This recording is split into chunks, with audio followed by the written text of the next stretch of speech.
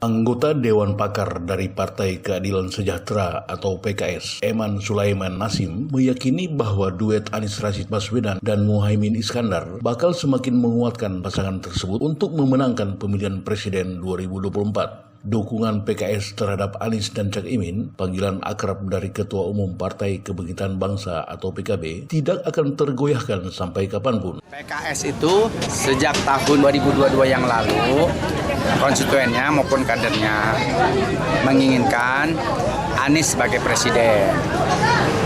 Meskipun hasil Munas atau sejenisnya, PKS mencalonkan Ketua Majelis Syuro Salim Segaf Al-Jufri. Tapi Ketua Majelis Syuro Salim Segaf Al-Jufri orangnya sangat bijak. Jadi beliau mempersilahkan buat para kader dan pengurus lainnya, apabila ada orang yang lebih baik dari beliau dan diterima oleh masyarakat, dipersilahkan. Nah, 2023 kan semakin menguat tuh dukungan kepada Anies Rashid Baswedan. Maka akhirnya Ketua Majelis Syuro dan anggota Majelis Syuro yang terdiri dari 9 para ulama, orang-orang cendekia, tokoh-tokoh PKS itu sepakat untuk mencapreskan Anies Rashid Baswedan. Jadi dukungannya adalah pada Anies Rashid Baswedan.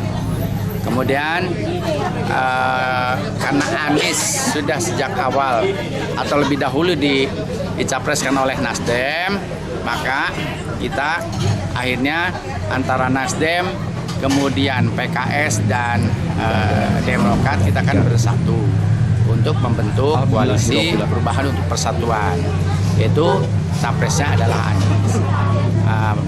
Dalam pertemuan tersebut sepakat bahwa soal wakil presiden diserahkan kepada Mas Anies sendiri sebagai calon presidennya. PKS sendiri menyodorkan nama, yaitu Ahmad Heriawan, mantan gubernur Jawa Barat 2 periode.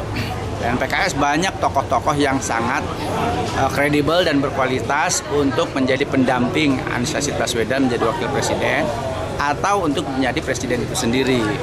Tetapi PKS itu memahami dan menjaga etika, memahami kondisinya bahwa tidak bisa mencalonkan hanya dengan satu partai, karena itu perlu berkoalisi. Nah, karena kesepakatan dari koalisi adalah mencalonkan Anies, maka PKS tetap mencalonkan Anies dan soal wakil presidennya dikembalikan kepada Mas Anies. Seperti itu. Jadi kalau selagi capresnya Mas Anies Rashid Baswedan, PKS tetap akan mendukung Anies Rashid Baswedan dan mencalonkan Anies Rashid Baswedan. Jadi insya Allah tidak goyah. Nah, adapun misalnya soal wakil presiden, kita kan sudah sepakat bahwa soal pencalonan wakil presiden diserahkan pada capresnya itu sendiri. Apakah koalisi persatuan perubahan untuk persatuan akan tetap solid? Saya pikir insya Allah akan solid. Cuma sekarang tinggal apa ya? Jadi karena PKS itu kan tidak dipimpin oleh satu partai, oleh satu orang, tapi oleh banyak tokoh dan kader ya. Jadi tidak langsung serta-merta menerima begitu saja, dalam artian harus ada diskusi di dalamnya, seperti itu. Jadi insya Allah kalau soal koalisi itu tetap solid, yaitu Nasdem, kemudian PKS, dan sekarang berarti PKB. Nah, menurut saya dengan gabungnya PKB dan Cak Imin itu akan menguatkan posisi sekaligus juga elektabilitas Anies Rashid itu sendiri. Ya, kita berharap Partai Demokrat bisa kembali bergabung dengan koalisi. Namun apapun keputusan yang diberikan atau yang diputuskan oleh Partai Demokrat, khususnya Pak Susilo Bambang Yudhoyono sebagai pendiri dan Ketua Dewan Pembina, serta Mas AHY, itu ya kita sangat menghormati. Namun demikian kita berharap Partai Demokrat itu bisa kembali ke koalisi sehingga akan memperkuat barisan kita, sekaligus juga memperkuat elektabilitas kita. Seperti itu.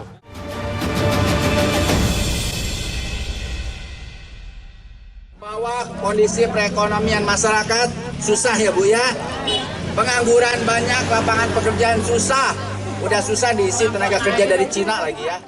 Ditemui di Kabupaten Bogor, calon legislatif PKS untuk DPR RI dari Dapil Kabupaten Bogor ini lebih lanjut menyinggung pemberitaan bahwa Cak Imin bakal diperiksa oleh KPK dalam dugaan kasus korupsi pengadaan sistem proteksi tenaga kerja Indonesia di Kementerian Tenaga Kerja dan Transmigrasi yang terjadi pada 2012 karena Cak Imin menahkodai kementerian tersebut pada 2009 sampai 2014. Menurut Eman, hal tersebut menunjukkan bahwa KPK bukan sebagai lembaga penegak hukum, melainkan hanya untuk memuaskan syahwat politik rezim yang berkuasa. Kenapa baru sekarang Cak Imin diincar? Itu kan kasus pada saat beliau menjadi menteri di zamannya SBY.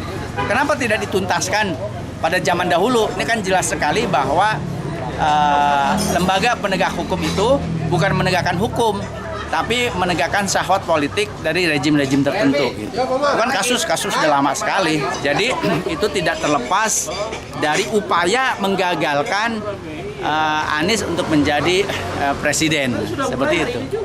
Dari Bogor, tim KBA News TV melaporkan. How deep is your love?